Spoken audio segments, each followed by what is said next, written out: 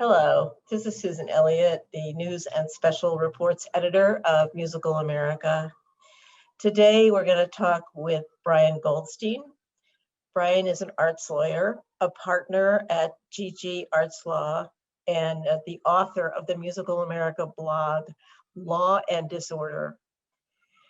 Brian was the very first one-to-one interview that we did in March of 2020, and we will probably talk a little bit about how things have changed before and after COVID, but mostly I wanted to talk to him about the international travel and the foreign visa issue for presenters in this country and abroad. From what I understand, it's kind of a mess.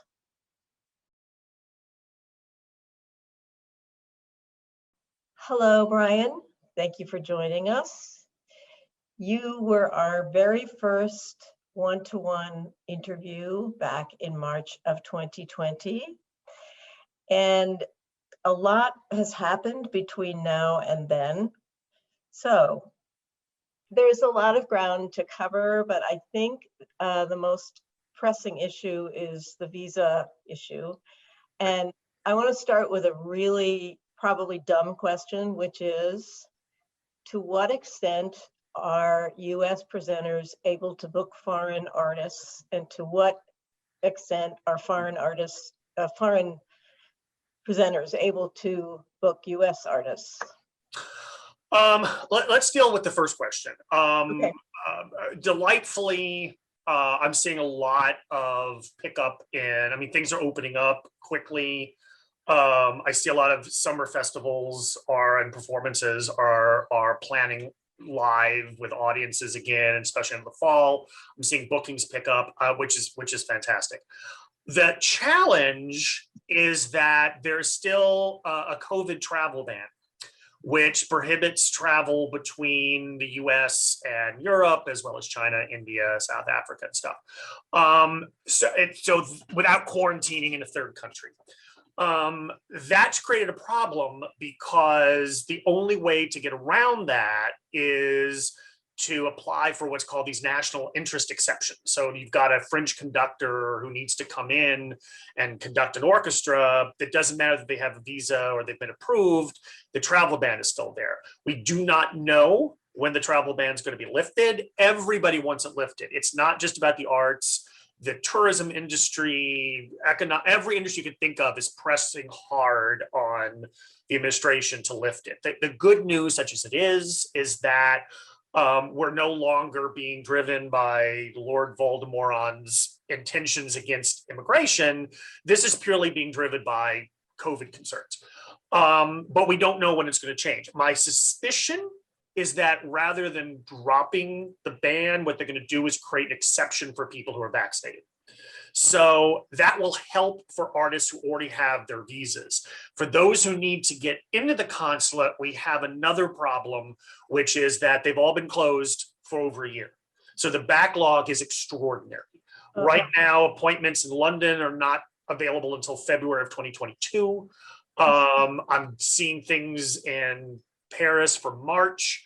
And we don't really have a mechanism for getting through that right now. The traditional emergency procedures are going to have to stand behind everybody else who is in line. So the good news is domestically, we're seeing a lot of hope and a lot of planning, especially for the fall. Internationally, it's difficult and it's going to be a challenge to get artists in. I'm telling people to hope for the fall, but expect the spring, is basically what we've been saying. Wow. Which is not so easy if you're trying to announce a season. I guess everybody's... It is and it isn't. Yes, that is absolutely true. But at the same time, it begs the question, and I've seen this happen too, which is we're just coming off of a pandemic. We're just coming off of a disastrous situation where there've been no live performances at all. Everyone's been staring at everybody through screens. So we're getting out of that. The expectation that you could get out of that and start planning a whole festival with 12 non-US artists is a little bit unrealistic. And I've talked to people about that, and I'm like, what made you think that that was a good idea? I mean, it's one thing to bring in a soloist, but I'm seeing, whole opera productions where the entire cast is from somewhere else. I'm like, and tell me what made you think that was going to happen in the first place? So, I don't mean to belittle the frustrations, and I don't mean to belittle the artistic need to bring these people in, but logistically, this was, the idea was to reopen, and this is how the government is looking at it, or at least the consulates, which is to get an artist in, you have to make the argument of why can't this be recast? These are the questions I'm seeing. They're actually saying things like, is there no one else who could do this? Why do you have to bring in somebody from Spain? And it can't just be, well, they're the best ones, because they're like, so nobody can play the Four Seasons. Nobody can sing Titania and Eugene Onegin. Explain this. So this is what's happening, at least for right now. So what about going in the other direction, about US artists performing overseas? So, I mean, the issue with that, and let me just say, it's all I can do to keep our immigration insanity in place, let alone keep track on what the EU is doing, especially with Brexit, since we don't know, is the UK in the EU? I mean, in Europe, we don't know, where are they?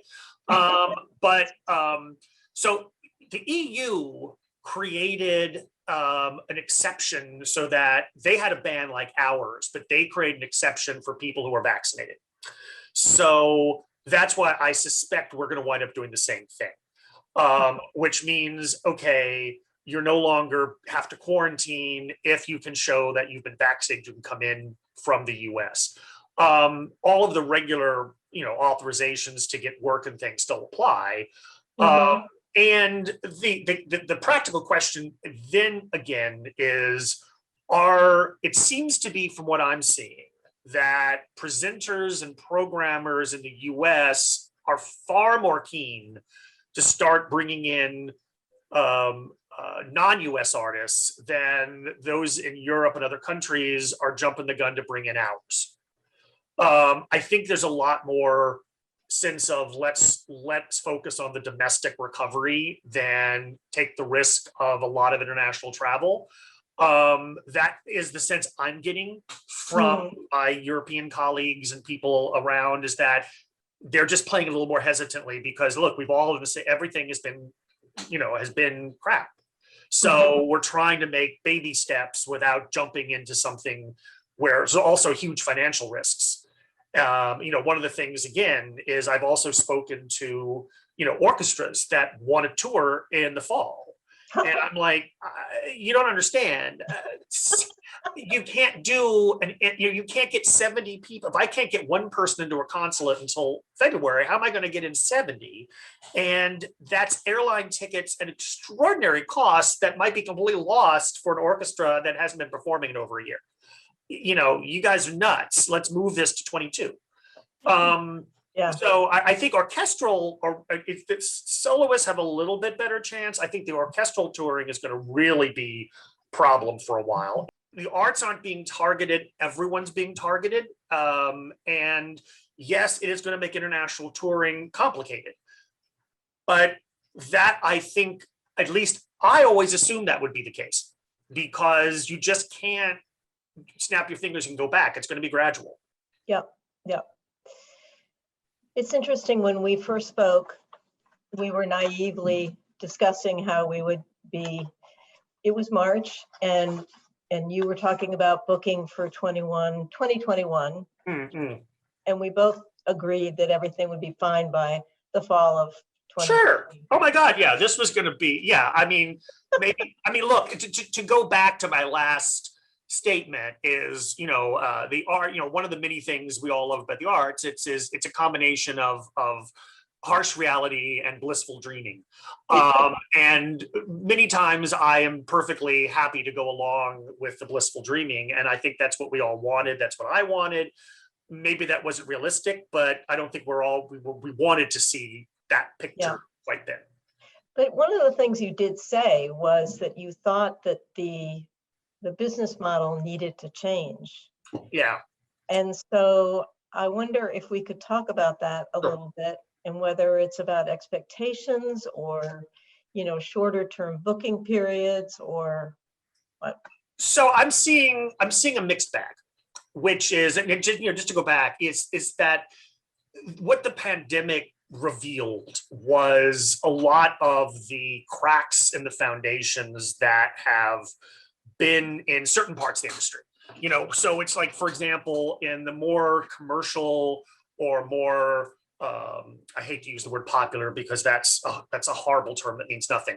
But in the, let's just say the more commercial parts of the industry, switching into who are already used to digital mediums, who are already used to media presence and social media, they were able to be a little more nimble. That came as much more of a shock to classical music, much more of a shock to certain industries that have been doing things based on tradition rather than practicality. So this was a good opportunity to say, okay, look, while we're in this hiatus, what can we do to sort of look now and take a time to patch the leaky basement. So what I've been seeing since then and now is that I think there's certain things that I think are going to stay. I think presenters and venues and artists have seen the value of using digital media and streaming to keep relevant and to keep reaching out to their audiences. Right. Look, the performing arts are never going to be a digital media. I mean, that's the beauty of it. It's ephemeral, and that's why we all go and get together. But these things that we've learned, I think, are going to stay as tools to reach out to audiences, to expand the concert hall to those who are curious but not willing to make a commitment, things like that. I see some parts of the business which are going right back to where they were before because that's the way they want it to be, and that's the way it's always going to be. I see, especially in classical music, we run the gamut between visionaries and staunch traditionalists. And then there's those who are just sort of intellectually lazy. And we're seeing all three of those. Classical music in particular has always been this mishmash of booking and management and publicity all rolled up in one person. Right. So is this a time to pull that out a little bit? Is this a time to maximize time and effort? Is this a time to rethink the whole way of, okay, how artists get on rosters and how big rosters need to be and how big, those are the things that some people are doing a brilliant job of assessing and other people's are doing a miserable job of assessing. There's an agency I know of that has decided that what they're going to do is set up metrics so they can get their agents to book harder by having them all compete with one another, which is just stupid. And I know other managements who've done that and fail horribly, but that's not an incentive program. Having them sit around with a chart saying who booked more this month is a corporate concept if you're selling furniture, but not selling talent. I am concerned because of all the I see presenters, venues, organizations, orchestras being a little more open to new ways than I'm seeing managers and agents. I think they're still trying to find their place in this new environment. They're still trying to make some money, I would think. Right? Well, everybody is. I mean, that's the thing. Everybody is trying to pay the rent. Everybody is trying, this is the thing where, I get frustrated when the managers and agents are saying, well, the venues have donors they can draw upon. No, they don't. Where's that money coming from? If everyone's unemployed, that doesn't mean that, they're all sitting on huge pots of cash. The performing arts have always been hand to mouth. There's golden curtains and chandeliers in the lobby, and then behind the scenes we all know we're counting paper clips and someone's office is shared with the copy machine. We've all been in it. So it's a little unrealistic to point fingers at anybody. What's interesting, for example, is just talking about managers and agents. As we were talking before, we moved into a new apartment, my wife and I, this year. We had to renovate the whole thing. And there was not one contractor, one person who would do anything until we paid them a deposit or paid them upfront. The only people who I know who will do all their services for free and then get paid afterwards are managers and artists. They do all of their work in 2021 and then wait to get paid if and when the engagement happens in 2022 or 2023. There's the flooring guy wouldn't touch anything until we paid him half up front. The plumber won't do anything till you do it in payment. Everybody does it. So why do our art, especially in the performing, I mean, in the commercial world, that's unheard of. In classical music, it's still, oh, I'll pay you on the last day of the concert. We'll give you a check backstage. And then everyone gets paid afterwards. So if all those gigs get canceled, everyone's work for free. So I don't get that. You represent some artists, no? Oh yeah, absolutely. So do you say to your artists, or do you say to their potential bookers, do you say, we want our money up front? In fact, right now, we are trying more of doing that. We are, we're actually saying a lot more. I mean, look, there's always going to be certain opportunities, certain things where you just want to do it. It's artistically a good opportunity. It's somebody you want to collaborate, fine. But we are changed the way so that the normal way would be we want to deposit, and if we have to negotiate, something else, fine. But the paradigm is shifting to say we always want that up front. We want something so like, there's a payment now, there's a payment later. This also helps, for example, everyone got into a understandable conundrum with force majeure because nobody really understood what happened to deposits and what about my out of pockets. And, a lot of money goes to, so this is a way of controlling that. This is a way of controlling and saying, look, if there is a cancellation, you keep the deposit. If you cancel, you give it back to, that's money to play with. Now, is that always going to be feasible? No, because you've also got young artists who people are going to say, no, I don't want to do that for young artists. But then, like everything in this industry, it's showbiz. Who wants who more is always going to come down to it. And if a venue wants an artist or an organization wants an artist, they're going to have to pay a deposit. And I've also seen many venues and organizations more and more accepting that. That's not part of how they've worked before. And I can't say that I'm seeing a huge flood, but I've been pleased to see the number of presenters I've spoken to who are saying, yeah, that makes sense. In the management business, there's always been frowned upon people who take retainers.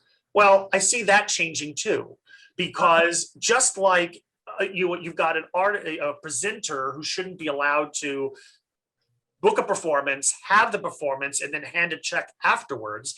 It's unreasonable I think, for an artist to expect to do the same thing with a manager. You're hiring a manager and telling them to do all the work, to go to the conferences, to put up with all of the small talk and blah, blah, blah, and deal with the booths and all that kind of mishigash, and then hope you get bookings. And if the bookings happen, then they'll get paid afterwards. That same artist, when they go to the grocery store, have to pay at the checkout counter. That same artist, when they buy anything, they pay for it at the time. Why is the paradigm that they don't have to pay as they go, or there's not something paid up front? Or so I see that. I hope to see that change too, where artists themselves are asked to invest in their own careers, or asked to invest in the manager's time and the agent's expertise. Again, I just see that normal. I don't see a problem with that. I don't see that being offensive. I see that being realistic. And you do see it happening now. Is that right? I mean, again, there's a lot of, I've seen some managers write in posts saying we would never dream of asking a venue for a deposit that's offensive. Okay, well, that's your personal opinion. You don't want a deposit, don't ask for one. But, we can never dream of asking an artist for a retainer because that is not professional. Well, okay, then starve. I mean, if you're not willing to think outside the box, you're not willing to change, stop complaining. When a tour gets canceled, no one gets paid and the manager's done all the work. And it's like, okay, but that makes you an investor. And I get that. But maybe you don't want to be an investor. Maybe you just want to be the person who installs the floors and provides a service. My service is to book. My service has been performed. Now we're done. That gives a little more security. I'm looking back at my notes from our first interview, and one of my questions was, are presenters more flexible now than they were? I think this is, I don't know if I would say that I think the successful people in this industry have always been the most flexible. The ones who are building contingencies, the ones who are willing to negotiate, the ones who are not willing to say, this is the way it's always done, or this is standard, the ones who are willing to truly form relationships with each other between presenters and managers and agents, saying, let's deal with each, let's be flexible. We have cancellations, we have situations. Those have always been the most successful relationships. Thank you for your words of wisdom. What I can do. A lot of it's shooting from the hip, but all I can do is from my perch. This is what I see, because everybody comes to me to complain. Well, you have a broader perspective than most, so it's really worth hearing about. I do feel sometimes it's like a Lucy Booth, where I've got my tin can and 5 cents, and everybody comes for a little bit of therapy.